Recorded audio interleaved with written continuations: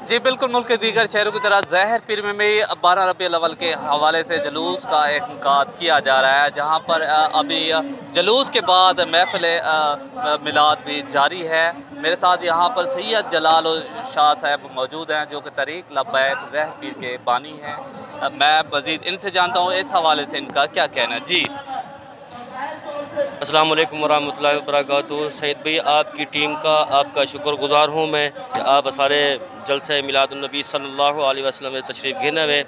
इंशाअल्लाह इस टाइम जलूस रैली दे जिन्ना बहुत भी दोस्त ahbab आए हुए हैं, तमाम जिन्ना जम गफ़ीर लोग हैं और इस महफिल समात के अंदर बहुत लोग शहर दे आए हुए हैं, देहात दे आए, लेकिन मेरे इलाके दे गाजीपुर दे बड़ा जलूस इतना इकट्ठा थे।